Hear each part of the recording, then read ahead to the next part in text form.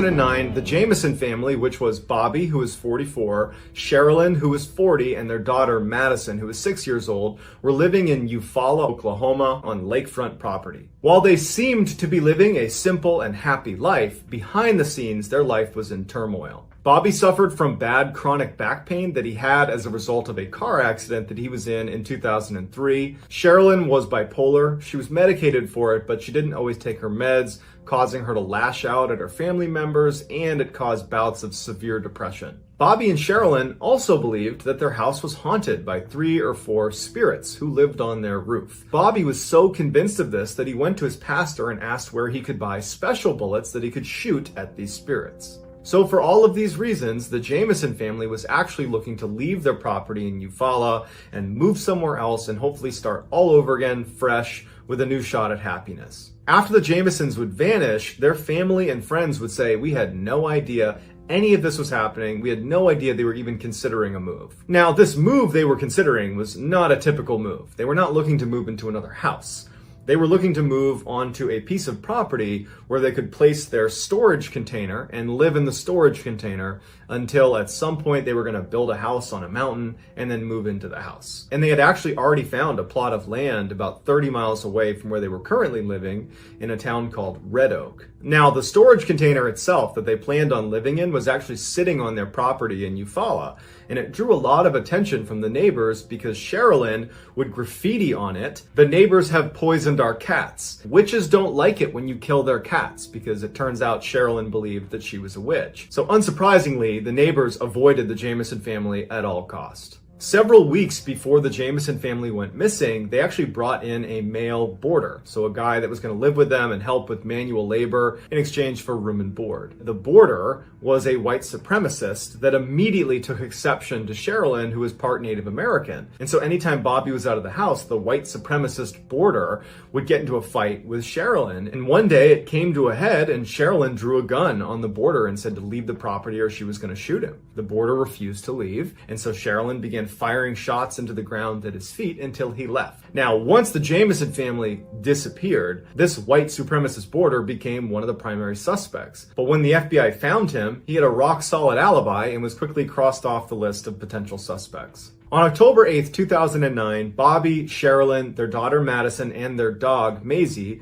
load up the truck and they start driving towards Red Oak. They were apparently going to go scout out this piece of property that they wanted to purchase to live on with the storage container. Now, according to family and friends, it was not uncommon for the Jamesons to vanish for several days at a time without telling anybody where they went. And it would turn out that they would go into the woods for these retreats where they would get away from technology in the city. When they were gone for a few days and no one had heard from them, no one thought twice about it. On top of this, Bobby and Sherilyn had informed Madison's school that they'd be pulling her out of class because they were going to be moving. So when Madison didn't show up for school, the school did not raise any alarms because they assumed she'd been pulled out of school. On October 16th, 2009, 8 days after the Jamesons had left their house to go scout out this property in Red Oak, a couple of hunters in the Panola Mountains, which is near Red Oak, found the Jamesons' truck parked on the side of the road. Now, these hunters are in the middle of nowhere, which means the truck is in the middle of nowhere.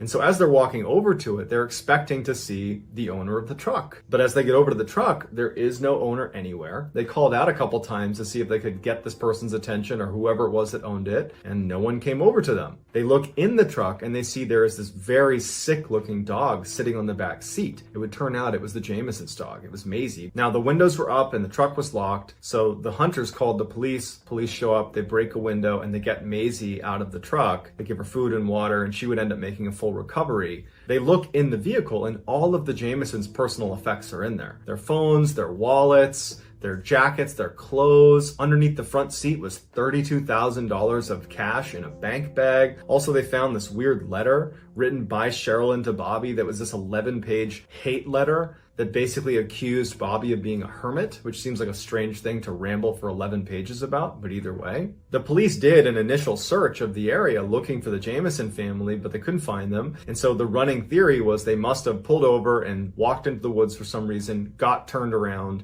and they're just lost, and we need to go find them. The police were able to use the cell phones that had been left inside of the vehicle and were able to use their GPS locations and track where the phones had been before coming to rest inside of this vehicle. And they saw that the cell phones had actually gone up the trail a little ways. They had been up towards the top of the mountain for about 15 minutes before coming back down and then wound up in the truck where they were when they were found. So the police walk up the hill to where the GPS said they had been, and they find all these footprints that look to be Madison's because there's a child's footprint as well as probably Bobby's and Sherilyn's. But they're nowhere to be found, and there's no clue of where they went after being up there. When they started scanning through each of the cell phones to see if there was any information about where they might have gone, they found on Bobby's phone a picture of Madison that was taken up at that little location that the GPS took them. The picture of Madison has been hotly contested on the internet for a long time now. It's hard to tell in the image if Madison is happy or sad. It's also unclear based on her body language if her parents are taking the photo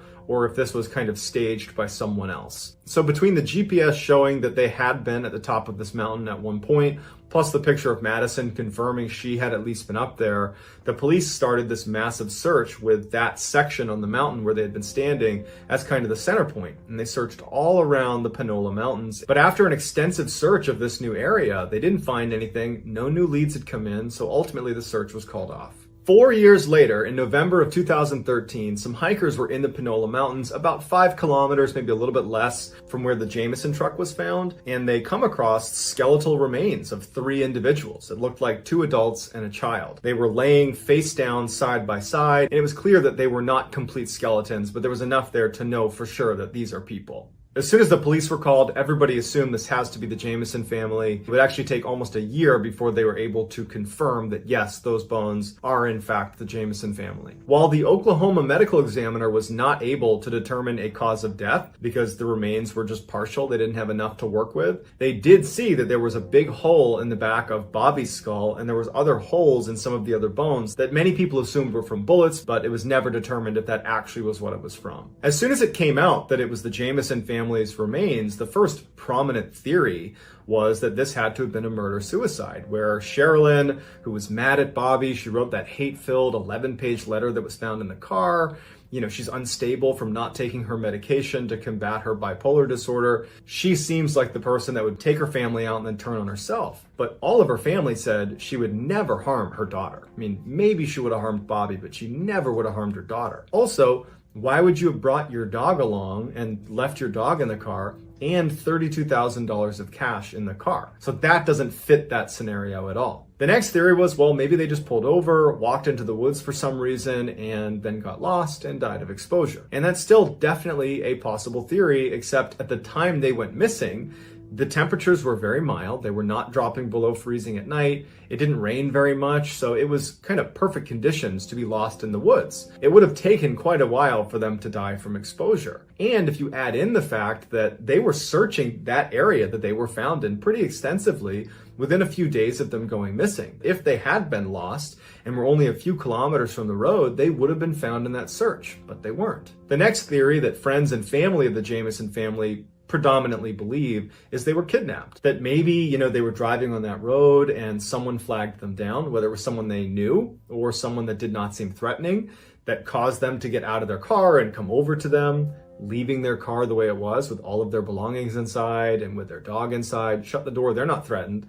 They walk over to this person or this group, and then something happens where they are either against their will or they're complicit, and they walk into the woods, never to go back to their truck, and then they ultimately pass away in the woods just a few kilometers away. However, none of those theories can account for the very bizarre video footage that they have of the Jameson family on the day they left their house to go check out the property in Red Oak. So on October 8th, 2009, the video shows Bobby and Sherilyn making multiple trips, about 20 or more, from their house to their truck, where they're loading gear into their truck. But they appear to be almost in a trance, which is what the sheriff said when he first saw the video. They're walking back and forth and they're carrying their stuff into the truck, but periodically they're making trips without carrying anything. They're just walking to the truck with nothing in hand, looking at the truck, and then walking back to the house. And then they come back out and they have something in their hands, and then the next trip they have nothing. And periodically on their trek back and forth, they would just stop and just turn and look off into the distance, not interacting with each other. Bobby and Sherilyn haven't spoken to each other at all. They're just doing this weird trance-like commute back and forth between truck and house before ultimately they load up the truck and they do leave. A lot of people speculated that, well, it looks like Bobby and Sherilyn must have been using drugs. But when they first found the truck and they searched the Jamison's truck and they searched the Jamison family house, there was no traces of drugs anywhere, and their family said there's no history of drug abuse. There was also a theory that perhaps the Jamison family got tied up in a cult, and that was why they were moving and they were going to live this minimalist lifestyle, and they had brought cash to give to this cult, but in fact they had actually been the target of the cult, and that was what led to their demise. Or maybe they were complicit and they wanted to sacrifice themselves or something, but no one really knows. Lush, heavily forested, beautiful island, 93 miles off the coast of Brazil, that no matter how beautiful it looks, no one will go to this island. In fact, you're not allowed to go to it because the Brazilian Navy has forbid it. So the legend of this island really began in the early 1900s when a local fisherman was off the coast of the island and saw right on the edge of the forest were these beautiful banana trees with all these bananas that were ripe and ready to be picked. And he thought, I can easily pull my boat over to those rocks over there, hop out, grab some bananas and bring them home, no problem. That'll take me, 10 minutes to do. And so he pulls over by himself to get these bananas. He anchors his boat. He walks up the beach. He climbs up the tree and he starts hacking down some bananas. And while he's up there, he suddenly feels a sharp pain on his rib cage. And he falls out of the tree and he looks down and he's bleeding out of his rib cage because he can see it on his shirt. There's blood on his shirt. Was there a branch that jabbed me in the side? Like, what was that? And he's alone. He's 93 miles from the mainland. And so in a panic, he ditches the bananas. He runs to his boat, gets it unanchored, and starts making his way back to the mainland. But on the trek back, he passes out in the boat. Later that day, another group of fishermen see this boat kind of drifting around near some rocks, and it looks like something's wrong, so they make their way over to it, and there's this fisherman who went to get the bananas, but he's lying on his back. He's clearly dead, and he's in a pool of his own blood. 20 years after this incident, there was a lighthouse keeper that was assigned to work on this island, and he brought his family with him. They were staying in the main house of the lighthouse, and it was going fine for the first couple of days they were there. But at some point, captains of vessels that would drive past this island and relied on that lighthouse noticed that the light wasn't on. And so they reported it to the mainland, and a search party was sent out to check on the lighthouse keeper and his family to make sure that they had all their supplies and that they were okay. When they get to the lighthouse, they find the entire family is dead in their bed. And the only clue they had were these puncture marks all over the bodies of these deceased lighthouse keepers and an open window. So what killed these people that went to this island? Technically, they died from a poison that literally melts your organs within 60 minutes of coming in contact with it. But that poison comes from a very famous venomous snake called the golden lancehead viper that only exists on this island. They exist nowhere else in the world.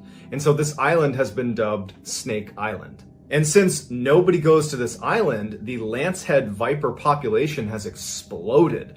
They are thriving on this island. In fact, researchers say that there's at least 3,000 of these venomous snakes that live on this island, and for every 1 square meter of the island, there is a snake, which means if you're on this island, you are always within 1 meter of something that can kill you. And these snakes aren't just on the ground either, because their primary food source are birds, and so the snakes have begun to live in the trees and catch birds that land in the trees. Meaning, if you happen to be walking on this densely forested island, you'd be surrounded almost 360 degrees by these wickedly venomous snakes that if you are bit, you have 60 minutes to get the antidote. If you don't, you're doomed 100% of the time. Nowadays, the only people that go to this island are the Navy, who replace the batteries in the lighthouse, which is now automated because it's too dangerous to be there. They go once a year to replace those batteries. Researchers occasionally go there, and you have poachers that go to try to catch some of these snakes because they're so rare, they can sell on the black market for 10 to 30,000 US dollars. But many of these poachers that manage to sneak onto the island just get bit by these vipers and die. So there you go, karma. In early 1945, during World War II, the British decided they wanted to take back Ramree Island from the Japanese. Ramree Island is a fairly large, totally flat island off the coast of Burma that was a great staging location to fly air campaigns onto the mainland. So it was a great air base. And the British had actually owned this island, but the Japanese had taken it back from them in 1942. And so here they are in 1945 looking to take it back. So on January 21st, 1945, British and Indian infantry stormed the beaches of Ramree to try to take it back. As soon as they land, they have all this naval artillery support just bombing the crap out of this airbase, and it was just a matter of time before they overwhelmed the remaining Japanese. But the Japanese do not want to surrender, and instead they give up the airbase that they were on, so the British take that back, and the remaining 1,000 Japanese soldiers started retreating to the opposite end of the island, to where there was a much larger battalion of Japanese soldiers that they could meet up with. But the only issue with this particular retreat was they would have to go through 10 miles of mangrove swamp where there's poisonous spiders and insects and deep mud, making it almost impossible to move. But they're determined and they head off into the swamp. But what the Japanese were not ready for is what Ramree Island is famous for: a creature that makes poisonous snakes and spiders and insects look like child's play. And they were walking directly into its den. The British troops decided we're not going to go chasing them into the swamp. And instead what they did is they set up boats, blocking positions outside of the swamp. If any of the Japanese tried to escape, they would be there waiting. And so the only way the Japanese could get out of there would be to go to the absolute other end, 10 miles away, where their Japanese counterparts were. So that night, as the British are just kind of hanging out in their boats staring at the swamp, they start hearing screams coming from inside of the swamp. And it's Japanese soldiers. Then you hear gunfire and then silence. And then it would start all over again. All over this huge swamp was just screams, gunfire, silence. Screams, gunfire, silence. And the British are watching this like, do we have troops in there? What's going on in there? What was going on in there is defined by the Guinness Book of World Records as the largest massacre of humans caused by animals. And not just any animal, saltwater crocodiles. These massive man-eating crocodiles can weigh up to 1,000 kilograms or 2,200 pounds. They can grow to be 7 meters in length or about 23 feet in length. And National Geographic has labeled these crocodiles as the most likely to eat a human of all animals. And Ramree Island has the largest population of saltwater crocodiles in the world, and they all lived inside of the swamp that the Japanese had gone into. A lot of them were bleeding from the battle they were in, and so they were literally alerting hundreds of saltwater crocodiles to their location. Saltwater crocodiles are notorious night hunters. So what probably happened is the Japanese got inside of this mangrove. The crocodiles were immediately aware of their presence, but they waited until nighttime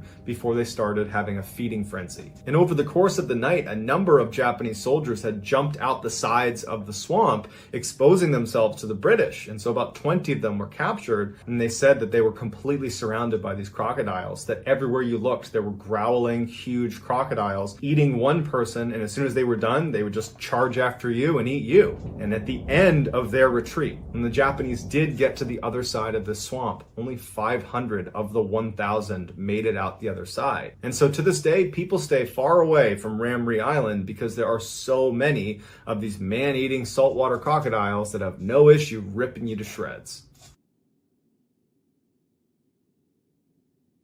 On November 14th, 2018, John Chow hired 2 fishermen to take him out to this little island in the Indian Ocean. The fishermen were not excited about this, not only because it was illegal to take him out to the island, but because the last time some fishermen had gone to this island, they had both died. But the fishermen needed the money, and so they went with John and they drove under the cover of darkness to this island, and they anchored a little ways offshore. The next morning when the sun came up, John asked the fishermen to take him in a little bit closer, but the fishermen refused. So John puts a kayak in the water and he begins paddling into this island. And as he gets close to the actual beach, he sees someone come out of the forest who has their face painted yellow, and they're screeching at the top of their lungs. And John yells out that he's not threatening them, he just wants to come ashore and talk to them. And then a wave of people with yellow painted faces come charging out of the woodline and start firing arrows in his direction. So John, in a panic, turns around and paddles right back out to the fishing boat. Later that day, John tries to make another attempt at landing on this island and communicating with the people that live there. So he takes his kayak and he goes down a little bit farther away from where those people had emerged from the tree line earlier in the day and shot him with arrows. He figured he was a little bit farther out of arrow range this way. He lands his kayak, he gets out, and the same group of people come out farther down the beach where they had been before. They see John. They all start looking at each other and they start screeching and running down the beach towards John. John stands there until they come all the way up to him. They don't shoot him with arrows, but they take his kayak, and they don't really know what to make of him. They're staring at him and they start speaking to each other in a language John doesn't understand. And then at some point, a child pulls his bow and arrow out and fires a bow directly at John. And he was holding a Bible, and he stopped the arrow with his Bible. And at that point, John is like, okay, I gotta go. And he jumps in the water, and without a kayak, has to swim a mile to get back to the fishing boat. The whole time, these people are firing arrows arbitrarily in his direction as he's swimming back out to the boat. And so the next day, on November 16th, he told the fishermen he wanted them to drop him off, and he would swim in, and he wanted them to leave and be completely out of sight. The fishermen did not want to do this, but John reassured them that he was going to be just fine. He knew what he was doing, and so the fishermen drop him off and they leave. The next day, when the fishermen come back to collect John, they see these people with painted yellow faces out on the beach dragging his body by a rope. No one knows exactly what happened to John, how they killed him. There's lots of speculation about how it went down, but it's too dangerous for anyone to go back and retrieve his body, and so his body remains at North Sentinel Island. The few hundred people that live on North Sentinel Island that were responsible for killing John Chow,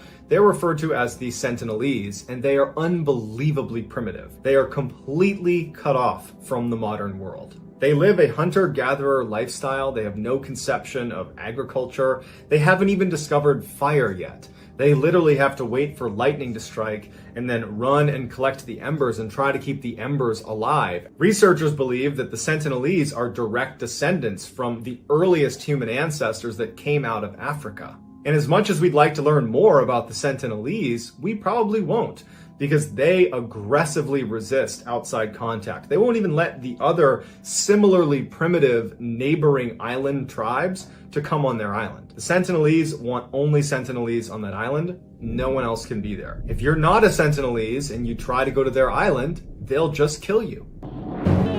On October 16th, 1930, John Sullivan, who was with his nephew, Lawrence Sullivan, who was only 3 years old, they were driving together in the middle of the Nevada desert. They were about 150 miles away from Reno in this very remote area. John was a gold prospector, and he was heading to an area that he wanted to scout out and see if it was a proper place to prospect for gold. This area, the roads didn't even go to it. You had to drive down this road where it just kind of dead ends in the middle of the desert, right near this huge steep mountain range, at which point you needed to park your car, get out, and then walk over this hill right in front of where the road ends. And it was going to be over that hill looking down into this valley where John wanted to prospect. So he drives down the road, he parks the car, and he turns to Lawrence and he says, "Hey, I'm going to go over this hill for a minute and check the area out. I'll be back in just a couple of minutes. Stay in here. Don't leave the car. I'll be right back." John gets out, he locks the car, he walks up to the top of the hill, and he turns around, looks at Lawrence, and waves at him. Lawrence looks up at his uncle and he waves back and he's smiling. So clear interaction. Lawrence knows where John is and where John's going.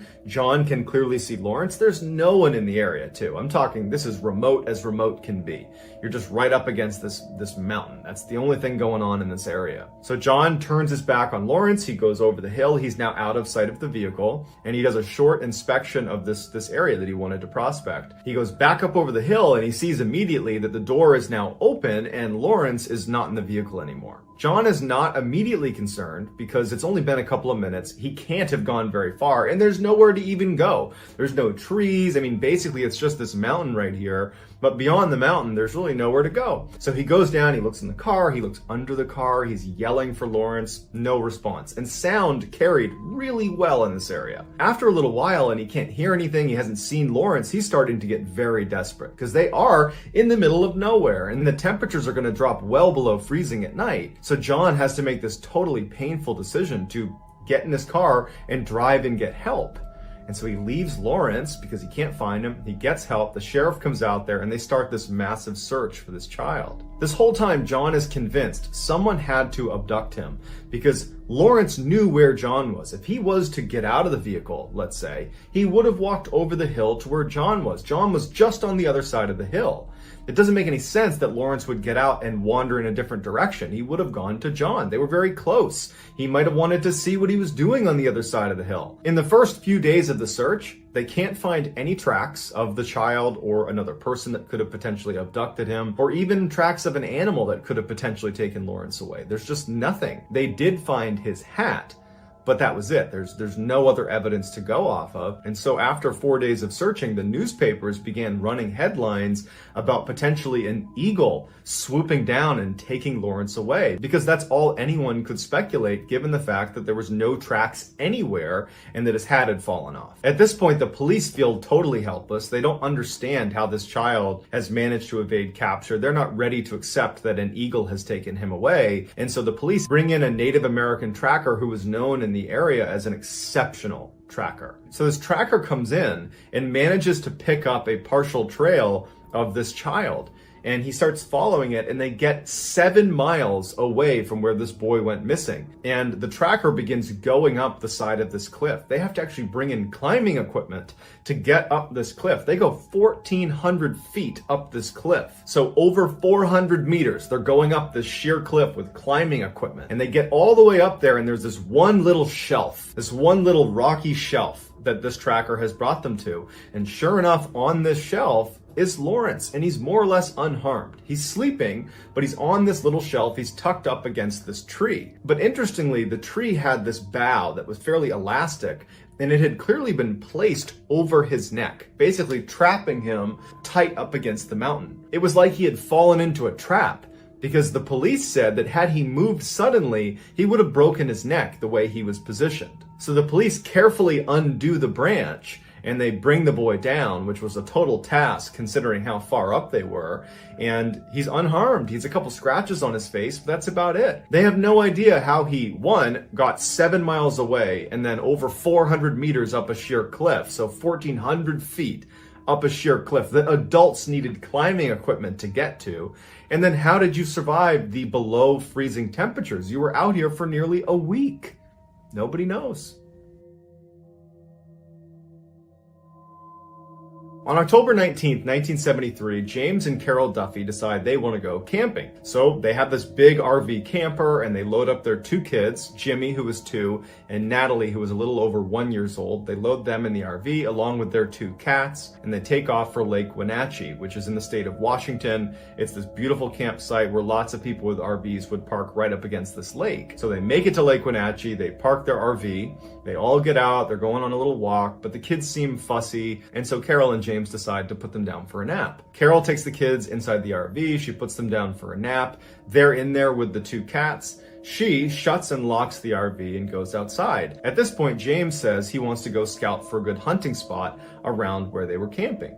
And so James takes off and he's looking for a place to go hunting. And Carol decides she's going to walk a little ways around the lake, but keeping an eye on the RV the whole time. And also James was within eyesight of the camper as well. And after about 15 minutes, James goes back to the camper and checks on the kids. Carol would say she saw James doing that and kind of looked over to get the thumbs up from James to make sure the kids are okay. James goes in, the kids are sleeping, the cats are sleeping. James comes out of the camper, he shuts and locks it. He turns and he sees Carol. She's about 100 meters away, so a little over 300 feet away. He gives her a thumbs up and then actually walks over to her. So he's gonna go walk around with his wife now. So he makes it over to Carol, and they're walking a little bit farther away. So they're still only about 150 meters away from their camper when they hear a scream coming from their camper. When they both turned around, there was a big tree kind of obscuring their view to the camper. So they kind of ran back on the path to get a better look at their camper. And all they can see is the door to the camper is now open. So the 2 of them sprint over to the camper.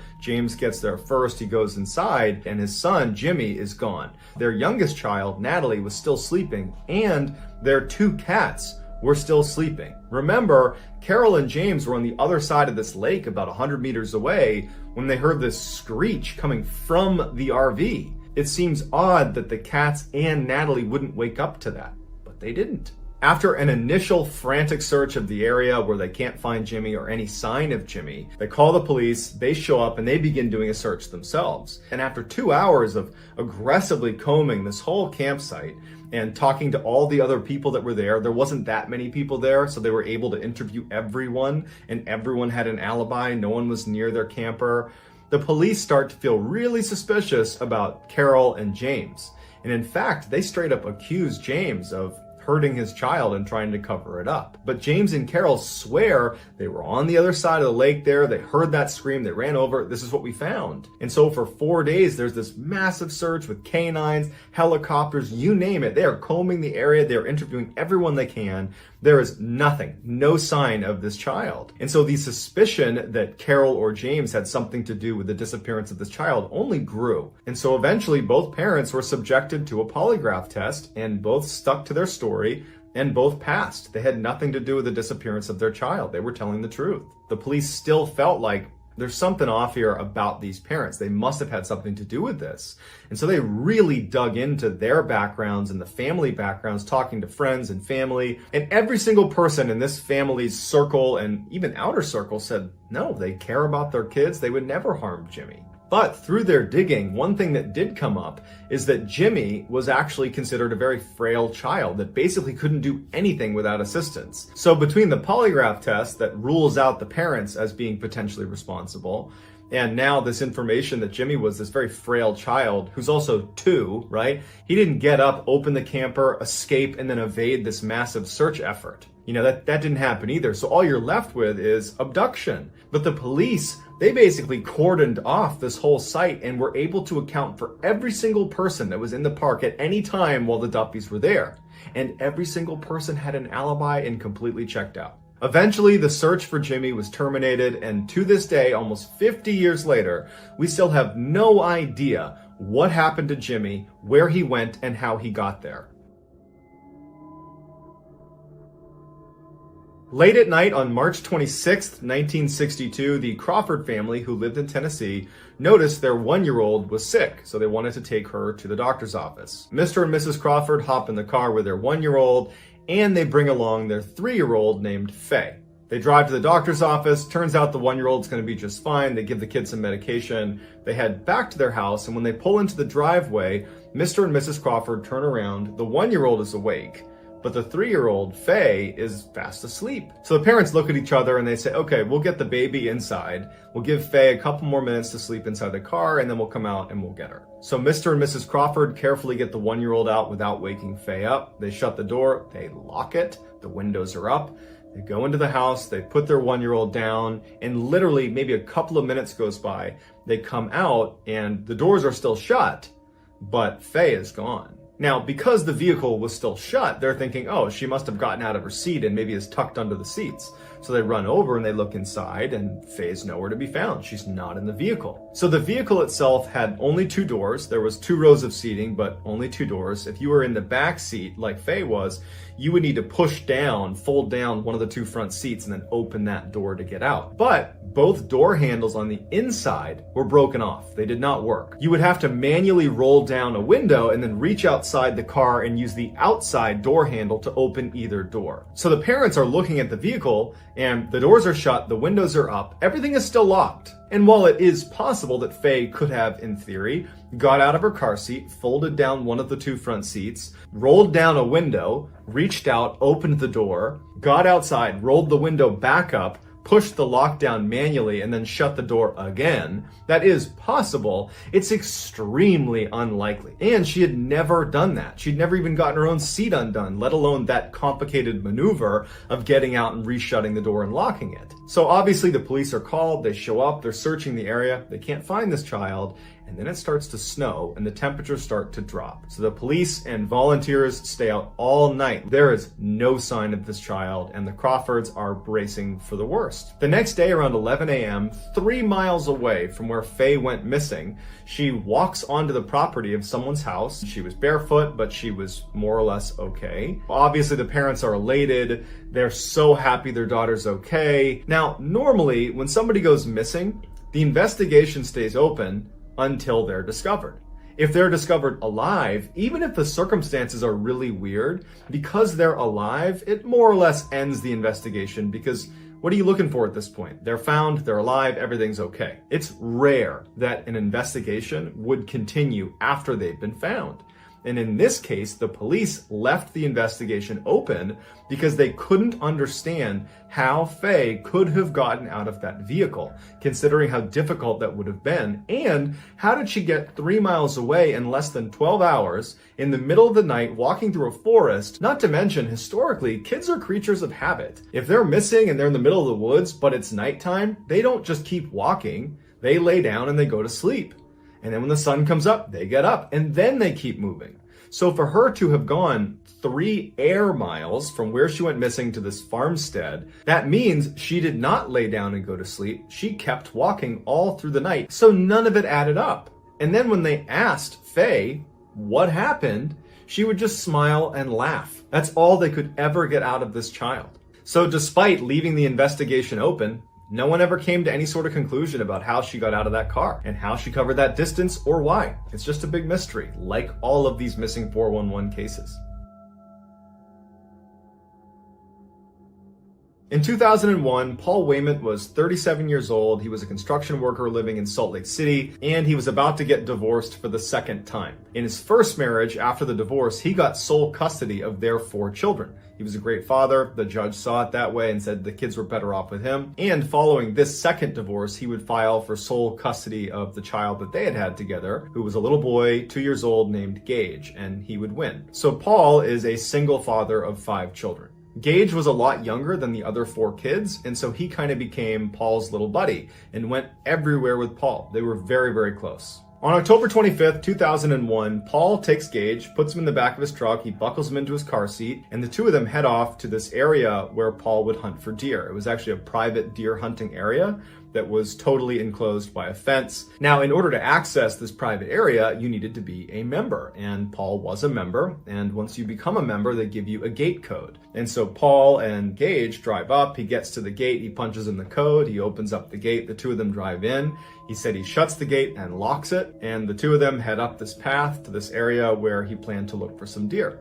When he parked the car, he saw that Gage was passed out in his car seat and just did not look like he was going to be psyched to get out and go look for deer. Paul thinks about it for a minute and he decides, you know what, I'm going to leave Gage in the back seat. I'll just shut and lock the car. He's warm, he's taken care of. I'm going to go spend just a couple of minutes looking for deer and then I'll come back and I'll get him. So he hops out, he locks the car, and he walks a little ways away from the truck where it's still right behind him.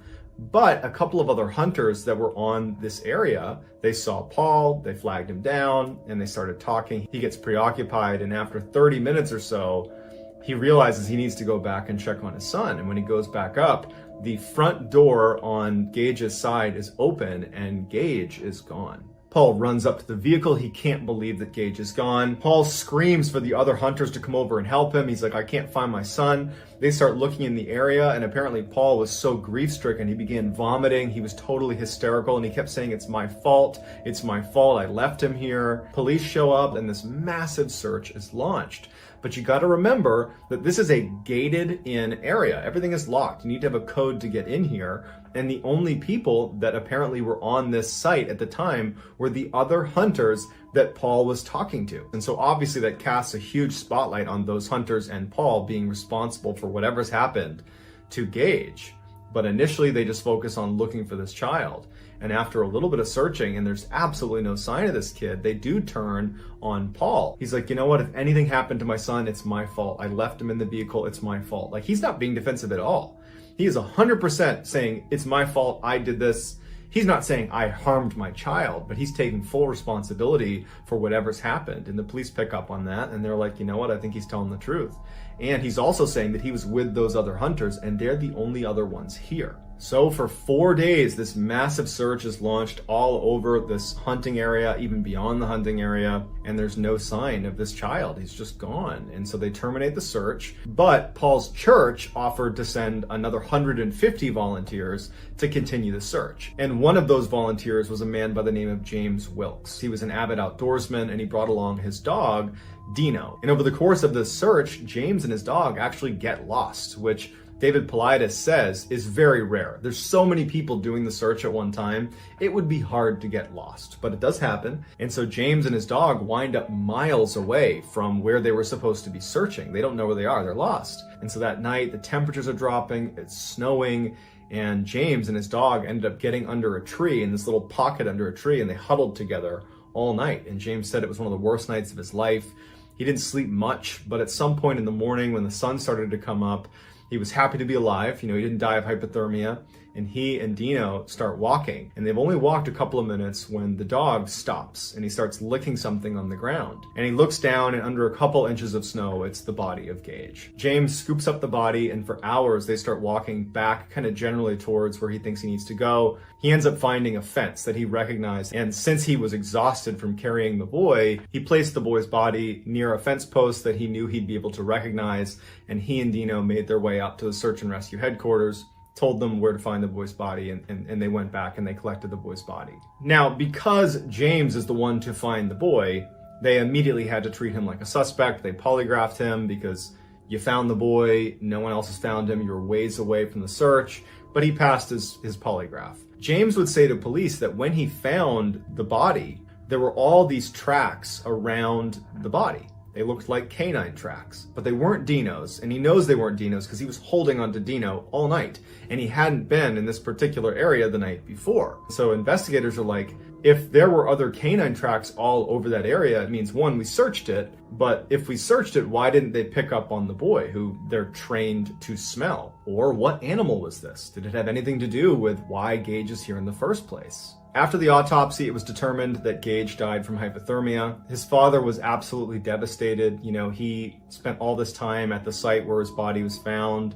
He created a shrine for his son. He was known to spend hours in his vehicle trying to figure out how his son got out of his seat and then made his way out that front door, something he had never seen his son do. He was just totally devastated, and he was ultimately charged with negligent homicide, and he pled guilty to it and was given 30 days in jail, but before his sentence was carried out, he took his own life. In 1969, Robert Winters was a 78-year-old retired logger living in Oregon. He was a family man, he loved the outdoors, and he really loved going hunting with his 3 sons. In early October 1969, Robert and his 3 sons headed off for their annual hunting trip that they would do at Sparks Lake. Now, Sparks Lake is an area that they had been hunting for 20 years. They know this area inside and out.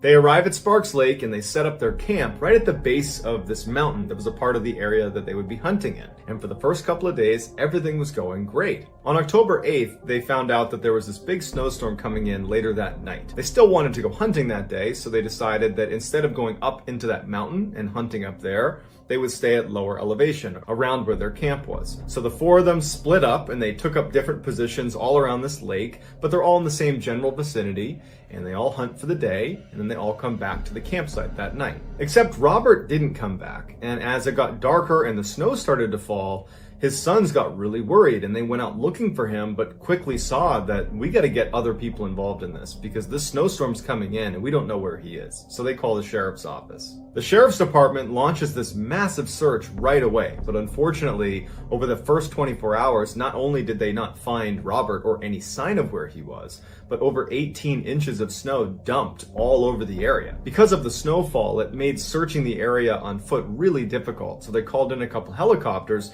to scour the area from the air. And it was at this time that one of the helicopters picked up tracks at 7,100 feet right near the lake. And the tracks were actually discounted, and people said that can't be Robert's because that would mean he would have had to go up almost 2,000 feet in elevation when he and his sons had all agreed we're not going to go higher because of the snow. And Robert was an accomplished outdoorsman that would know in an emergency survival situation, especially in a cold environment, you don't go uphill. Temperatures drop as you go uphill. Risk of hypothermia increases, plus you're burning more energy trying to get up a mountain. So they said that cannot be Robert's tracks. 5 days after Robert went missing, no sign of him has been found, and the search was terminated. 9 months later, a doctor was on vacation in the same area near Sparks Lake, and he discovered next to a tree up around that area where those tracks had been found by the helicopter at 7,100 feet, he found lying against a tree a rifle, some clothes, a boot, a glove, and a pair of glasses. The doctor informed the sheriff's department, who came out and confirmed that these all belonged to Robert Winters, but oddly enough, there was no blood anywhere on the clothes. And there were no bone fragments or any remains anywhere in the area because they brought searchers out and combed that whole area. So there was no indication that Robert had actually even died. Even stranger was, it looked like the clothes had been removed on purpose. Everything was stacked neatly next to this tree. The only other new piece of evidence that we would ever find about him is a year later, his dentures were found in that area. So again, there's no remains of Robert, just his various belongings that were found in that area. The family wanted to move forward with funeral arrangements, but they needed the coroner to sign a death certificate. The coroner refused for over a year, saying there's no sign he actually died. But eventually the coroner said it's also impossible for him to be alive at this point, so they were able to get a death certificate even though there was nothing ever found of him. It seems very unlikely that Robert, who was a skilled outdoorsman who had hunted this particular area for 20 years, and had agreed with his sons that it was a bad idea to go up in elevation because of the storm, defied all of that and went almost 2,000 feet up in elevation, removed his clothes neatly and put them on the ground next to a tree, and then vanished without a trace. But then how do we reconcile those tracks that were seen from the helicopter up near where all of his belongings were found? Unless those tracks weren't Robert's. On February 19th, 1999, Dr. Catherine Wong, who was a pediatrician in San Jose, California, she was 47 years old. She and her husband, John, along with 2 relatives and 2 of their 3 kids, drove 4 hours northeast from their home in Milpitas, California, to Bear Valley Ski Resort. The family loved to go skiing any chance they could, so Dr. Wong was actually a fairly skilled skier. This would be their first time at Bear Valley Ski Resort, which is a resort located about 30 miles south of Lake Tahoe. The Wongs arrive, they start skiing, it's this beautiful day. At about 11:30 in the morning, everybody stops and goes into the lodge for lunch. After lunch, their kids and the other relatives decide to stay in the lodge for a little bit longer, so Dr. Wong and her husband John decide to go skiing on their own. And at some point, Dr. Wong and John decide to go down separate trails. John goes down his trail, and Dr. Wong would go down her trail, which was not a difficult trail. It's one she'd been on earlier in the day, and she doesn't show up at the bottom. John's down at the bottom, he's waiting for her. After a little bit of time, he starts to think, okay, maybe she got hurt, maybe she fell down, I'm not sure. He starts making his way over and looking up the trail. He can't see anything. There's no indication that someone's been hurt. And he starts looking for another 20, 30 minutes. Can't find her. Ski patrol goes up and they're looking for tracks coming off of the trail, a sign that maybe someone fell off and went into the woods. But there's no tracks anywhere of somebody leaving the trail. So the ski patrol gets in touch with the sheriff's office, who come out and launch an absolutely massive search. But by the end of the day, there was no sign of Dr. Wong, and even more strangely, they had searched all 75 trails on Bear Valley Ski Resort, and there was not one indication that someone had skied off of any of the trails or even walked off any of the trails. The search continued for another 2 days, no sign of Dr. Wong. They began reviewing all of the security footage, and any instance where she was on camera, there seemed to be nothing wrong. At the end of that second day, the weather got much worse, temperatures dropped, and this huge snowstorm rolled in, and the folks in charge of the search decided it was too dangerous to continue. Plus, at this point, they believed that it was impossible for Dr. Wong to even still be alive. At this point, they told the family that they are considering Dr. Wong deceased,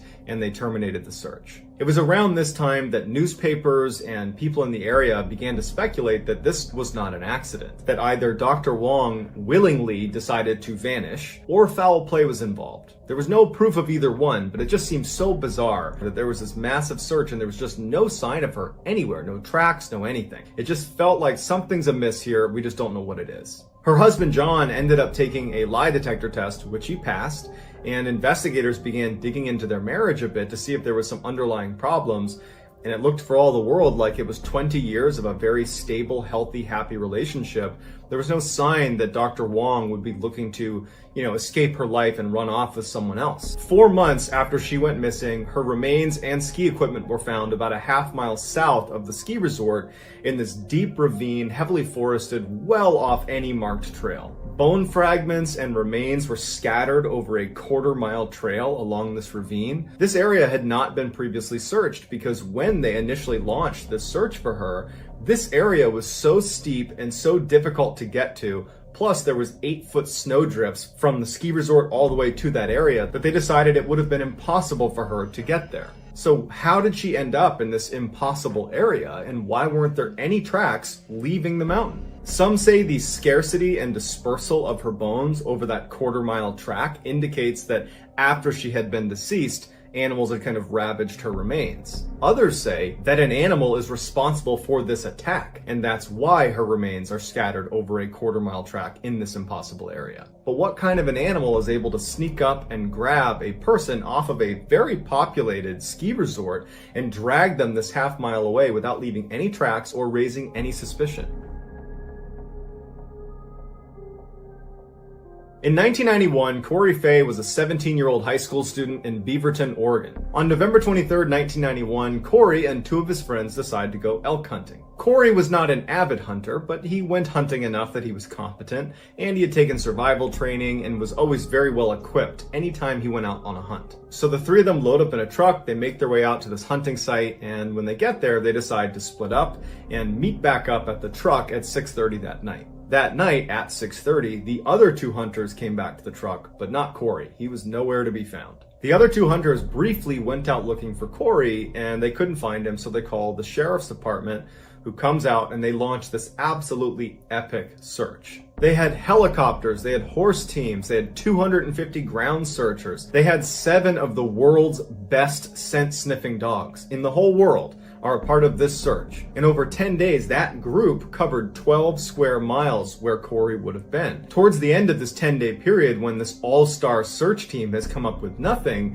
people began to wonder if the other 2 hunters had accidentally shot and killed Corey and maybe buried him. But those search dogs never found a gravesite. The official search was called off on December 1st, but many volunteers stayed out for weeks and weeks, combing the area, going well beyond the bounds of that initial 12-mile area they searched, and nothing was ever found. The sheriff's department that was in charge of this search was so perplexed by the fact that this amazing team of searchers couldn't find anything that they ended up contacting the FBI, which indicates they were suspecting foul play, because that's the only reason the FBI would get involved. But almost nothing happened in Corey's case for nearly a year. In September of 1992, 2 hunters were hunting about 10 miles away from where Corey had gone missing, and they discover a rifle, a backpack, and a jacket. They don't know whose it is, so they turn it over to the sheriff's department. The sheriff's department comes out, and they're able to confirm that they all belonged to Corey Fay. A new search was ordered right around that area where his belongings were found,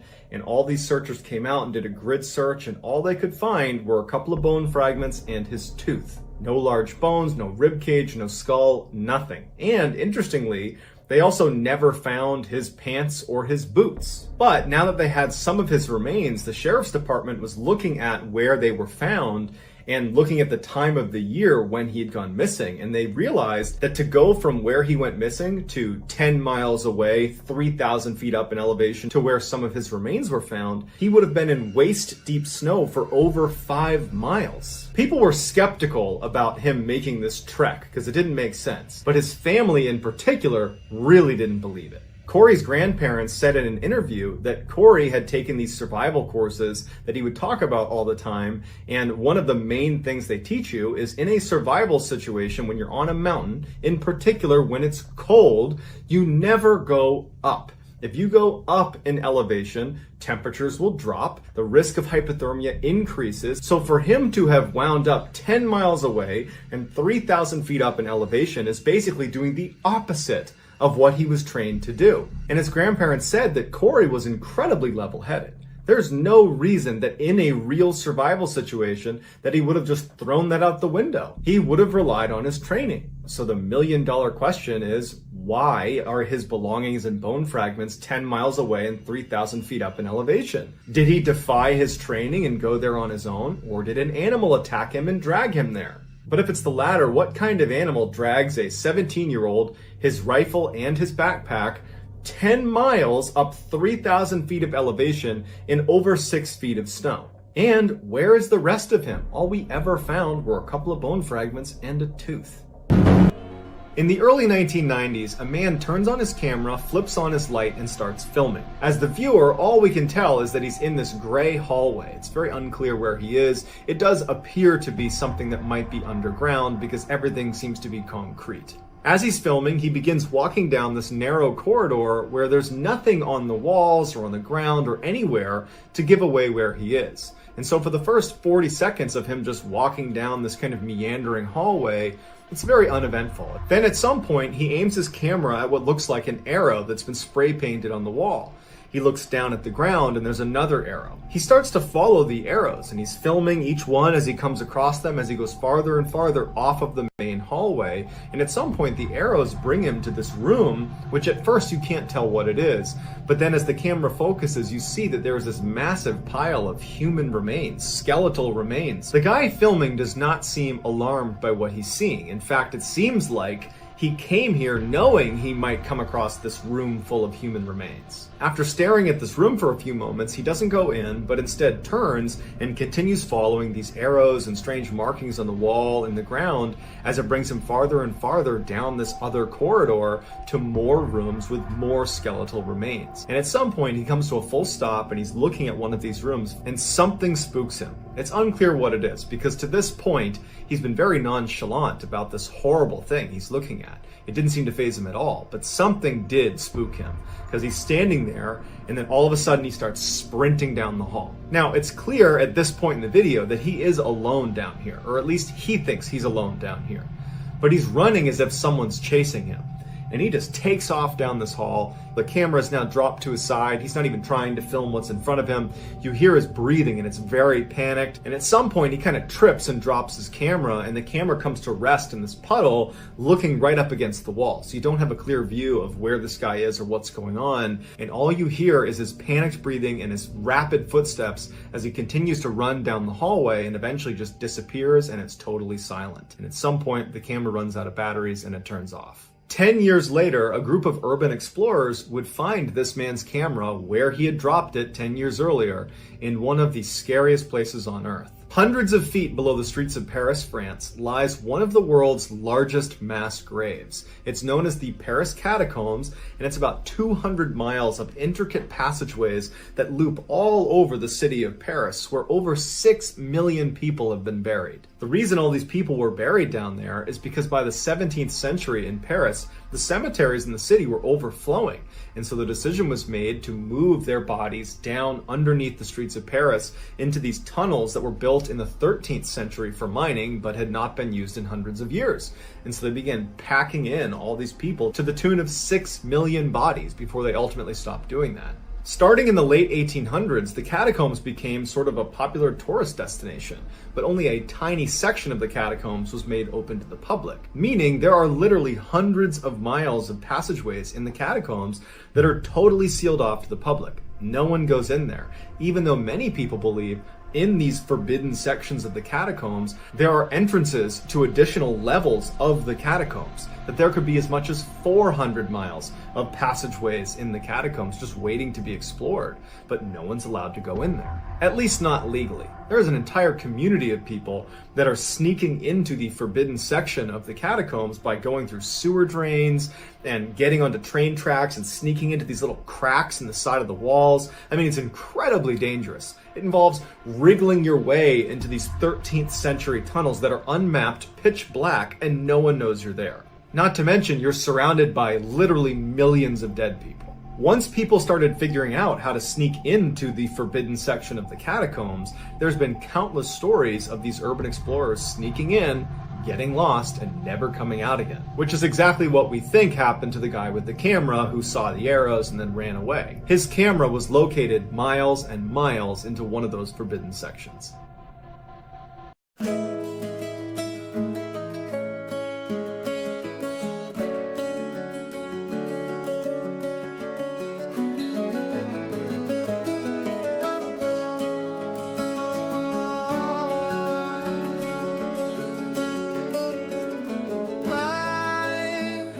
I just woke up from a dream, but you and I had to say goodbye.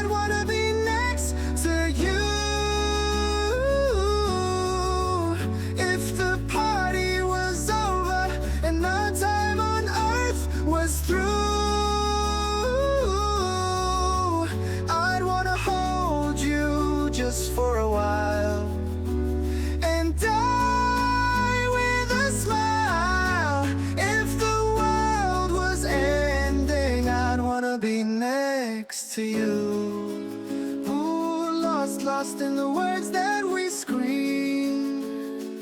I don't even wanna do this anymore, 'cause you already know what you mean to me, and our love's the only one worth fighting for. Wherever you go, that's where I'll find. In 2014, Kenny Veach was an avid long-distance hiker that spent lots of his time hiking around the Mojave Desert in search of caves and abandoned mine shafts to go check out. Sometimes he'd bring his girlfriend with him, but most of the time he was on his own, and he would stay out for a couple of days at a time. Kenny was constantly on YouTube watching hiking videos and anything to do with the Mojave Desert. And Kenny was a regular commenter on all of those types of videos. In June of 2014, Kenny must have watched this video called Son of an Area 51 Technician, because he had left this comment where he was telling the community that had watched this video that he had had a very strange thing happen to him when he was out hiking near Area 51. For those that don't know what Area 51 is, it's a highly confidential United States Air Force installation that is frequently looped into alien conspiracy theories. Kenny goes on to describe this strange event, and he said he found this cave entrance on the side of this mountain that was shaped like an uppercase M. As Kenny walks up to enter this M-shaped cave, he said his body started to vibrate and it stopped him in his tracks. And he said he didn't know what it was, but as he walked closer and closer, his body just continued to vibrate to the point where he said he just had to turn around and leave, that he knew something was wrong with this cave and he could not go inside. And so he said he turned around and he left. His comment got a lot of traction on this video, and a lot of people jumped on and were like, well, I don't really believe you, one, but if that is true, you gotta go back. You gotta go back there and explore it. You gotta document this. Whatever this is, we want to know what it is. They were basically egging him on to go back and check it out. Kenny responded to his critics and said, I'm telling you the truth. I know what I saw. This cave was different. I go out in the desert all the time looking for caves, and I go in them. That's what I do. This one was different, and that's why I didn't go in it. But people just kept egging him on to go back and check it out and to film it, show documentation of this thing. And so finally he agrees. A couple of months later, Kenny goes back out to the Mojave Desert with his camera, and he films himself looking for the M cave, but he can't find it. So the video's kind of a bust. He still uploads it to YouTube, and he tells everyone that he's gonna go back out again. He knows where it is. He's fairly confident that he can get to it again, but he just needs to go out a third time to go look for it. Over the course of the next month, in the comment section of that video, people are encouraging Kenny and saying, go out there, go find it, we're so excited. One commenter was not so encouraging. Their name was Lemmy Killmeister, and they wrote on his video, do not go to M Cave. If you go in, you won't be able to get out again. Kenny wrote back, what do you mean? And Lemmy Killmeister didn't respond and subsequently vanished from YouTube. Kenny brushes this off, and on November 10th, 2014, he heads back out once again to try to find M Cave. On November 14th, when he had not returned and his girlfriend had not heard from him and couldn't get in touch with him, she called the police. The police launched this massive search for Kenny. They knew roughly where he was going to be because he had documented it so aggressively on his YouTube channel, and so they search in that area, and after about a week they find his cell phone, and it was laying outside of an abandoned mine shaft. Now immediately searchers think, well, he must have fallen into this mine shaft that was almost a vertical mine shaft. He must have fallen in there to his death. So they get a camera and they feed it down into this mine shaft, and there's no one in there. And very clearly, no one had been down this mine shaft in a very long time. Certainly not Kenny. There were no tracks around where his phone was located, so no animal tracks or people tracks. And the phone didn't have blood on it or scratches on it. It was just sitting there with no new information. Beyond the cell phone, they had nothing else to go on, and eventually the search was terminated. Kenny never turned up. He was just gone after that. While it's pretty easy for people to chalk up this whole M Cave thing as total nonsense, and that they believe all that happened is Kenny went out into the wilderness of the Mojave Desert and ultimately got lost and died, and that's fair, I do want to offer up one thing about his description of being near the cave, that first time he saw it. He described his body vibrating to the point where he couldn't go any further and he had to turn around and leave. The United States military uses these things called access denial systems around their highly classified installations. Anywhere where you cannot risk someone getting in, like a fence isn't good enough, they use these machines that fire beams at people that get too close. They're non-lethal, but it's like being thrust inside of a microwave. You feel hot and really uncomfortable, and you turn around and you get the heck out of there. The fact that Kenny was right near Area 51, a highly confidential area, regardless of alien conspiracies, it's a known highly confidential base. And he's discovering this strange cave entrance that doesn't look like other cave entrances, and he's walking up to it describing basically what it feels like to be hit with an access denial system. It makes you wonder, did he discover some secret entrance to some secret base? Or is this a bunch of crap and he just got lost in the desert and died? We don't know. But what we do know is that his search for M Cave probably ended his life. And that's why you should never go looking for M Cave. As the sun began to set on August 18th, 2010, Ben McDaniel, who was 30 years old, walked to the end of the pier, put on all of his diving equipment, and jumped in the water. He slowly descended 115 feet and came to a stop right in front of a very famous underwater sign. The sign very clearly tells anybody who sees it, do not go any farther unless you are absolutely certain this is the right thing for you to be doing. If you go farther, you're probably going to die, like the 300 other people that have died doing this particular activity. He swam right past that sign and went 300 feet to the very famous underwater locked gate. Now, the only people that have keys to this are extremely experienced divers, and even they don't typically go into this area because it's so dangerous. Ben was not one of the very experienced divers that was given a key, but he still desperately wanted to get to the other side of the gate. So he's sitting there yanking on the gate, and he's getting himself kind of pushed inside halfway through the gate, and he can't quite get it open. And another diver saw him doing this and was actually concerned that Ben was going to get trapped on the gate itself and would just drown on the gate. And so this diver comes over and uses his key, and maybe against his better judgment opened it, thinking that that was better than him getting stuck on the gate. Ben turns to look at him, gives him a nod, thank you, and he, on his own, swims into one of, if not the single most dangerous underwater caves in the whole world. It's called Vortex Spring Cave. From the locked gate, this cave extends another 1,600 feet and goes down to a depth of 310 feet. The majority of this section of the cave is mapped, but there are sections that are not fully explored because they're so narrow, where you have to literally take off your gear, wriggle through a hole, pull your gear through and put it back on. All the while you're barely holding onto your mouthpiece. And so really the full extent of this section of the cave is not known. While we don't know exactly what Ben did when he went through that gate and entered into this extremely dangerous cave, we do know that he didn't come out again. And after a couple of days and no one had seen him, they launched this massive search for him, and they combed as much as they could of inside of that cave, but there were sections that they were just not prepared to go search. And so he was never recovered. All they ever found were 2 of Ben's dive bottles. As a total side note, when I was reading about the Vortex Spring Cave, it reminded me of some of the things that we did when I was in the Navy SEAL teams. And one of my least favorite things to do is when we would be swimming in and around ships. We would go under barges. And so a barge has a flat bottom. And sometimes they sit really close to the bottom of the ocean, but there's a little space under there where you can maneuver. And so we would go underneath these barges where there was only a few feet of clearance, and it's totally pitch black.